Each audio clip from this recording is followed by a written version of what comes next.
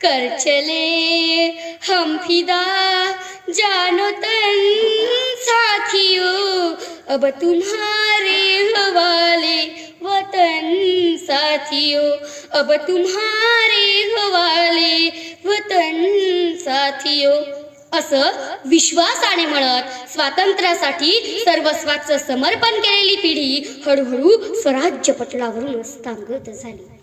आणि नव्या पिढीचा नवा जोश कसा असेल याकरिता स्वातंत्र्यानंतर 26 जानेवारी 1950 रोजी राज्यघटना अंमलात आली.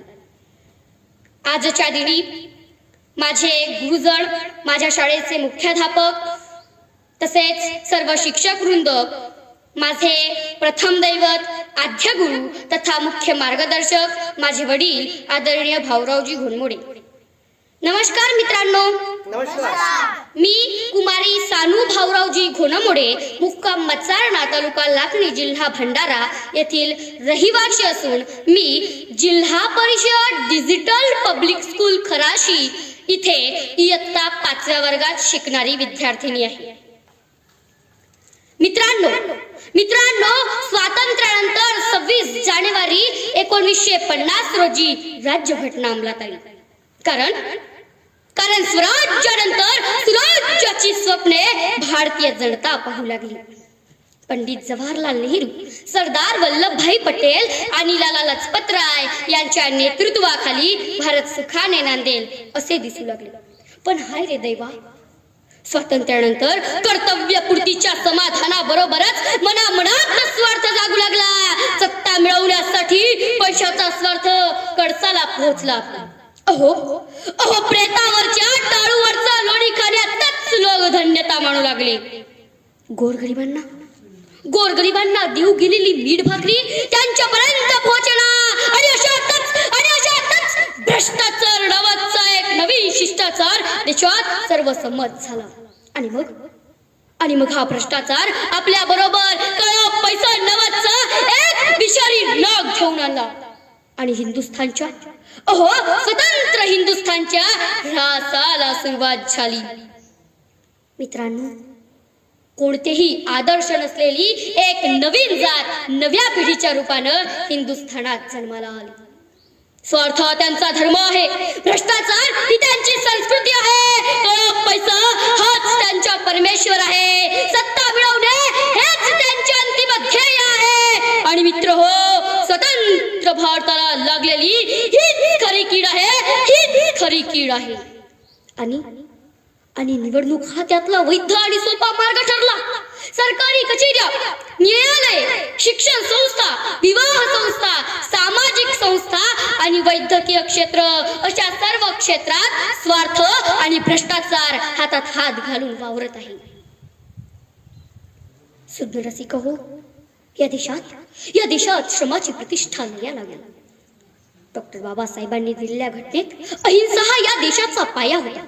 धर्मनिरपेक्षता हा ज्याचा दावा होता, तिथंच धर्माच्या नावाखाली हिंसेचा कल्लोळ उठू लागला. त्यागाच्या आणि देशप्रेमाच्या भावनेनं जिथं पूर्वजांनी आपले रक्त सांडले, तीच माती स्वार्थाच्या आणि धर्माच्या नावाखाली होणाऱ्या रक्तपातात रोज भिजू लागली. महागाईचा उद्रेक, वाढती बेकारी आणि काही भ्रष्टाचारी राज्यकर्ते यामुळे सामान्य जनता त्रासून गेली. पण मी म्हणते, राज्यघटनेच्या तरतुदीनुसार दर 10 वर्षांनी परिस्थितीचा आढावा घेऊन त्यात बदल करावा असं खुद्द बाबासाहेबांनी लिहून ठेवलं. कारण आपली राज्यघटना लवचिक आहे, ताठर नाही. परंतु मित्रांनो, इंग्रजांनी केलेले अत्याचार आणि हत्याकांड परवडले, कारण ते परकीय होते. पण इथं आमच्याच देशात आमचेच स्वकीय देशवासी दिवसा ढवळ्या हत्याकांड करू लागले. कुणाला आणि कसा जाब विचारायचा? ज्या महापुरुषांनी स्वातंत्र्य मिळवून दिले, कित्येक महापुरुष फासावर गेले, त्यांच्या जयंत्या आम्ही साजऱ्या करतो. पण खरं तर लाज वाटली पाहिजे आम्हाला. आणि ती लस सुद्धा आम्ही कोळून प्यायलो. अहो अहो स्वतंत्र देशात जन्माला येण्याचे भाग्य जरी आम्हाला लाभलेत ना, तरी ते स्वतंत्र निष्कलंक ठेवण्याची अक्कल मात्र आम्हाला नाही. अहो अहो डॉक्टर बाबासाहेबांनी दिलेल्या घटनेची कुठेतरी पायमली होत आहे असं नाही का वाटत आपणाला? अहो आज आज या देशात राजकीय, सामाजिक, कौटुंबिक अशा वेगवेगळ्या संस्था व संघटना निर्माण व्हायला लागल्या आणि यातूनच गढूळ राजकारणाला सुरुवात झाली. अयोध्येतील तणाव, गोध्रा हत्याकांड, भीमा कोरेगावची जातीय दंगल, राज्यघटनेला डावलून एमपीएससी व यूपीएससीतील घोळ, विद्यार्थ्यांच्या आरक्षणावरून चेंगराचेंगरी आणि मग ज्या राज्यघटनेने समाजासमोर आदर्श दृष्टिकोन ठेवला, आज त्या राज्यघटनेची करायची काय असा प्रश्न सहज पडतो. ज्या महापुरुषांनी जीवाचं रान करून राज्यघटना निर्माण केली, त्यातून स्वातंत्र्य, समता, बंधुता आणि एकतेचा संदेश दिला, त्या राज्यघटनेची मान, बान आणि शान आपण सर्वांनी राखलीच पाहिजे.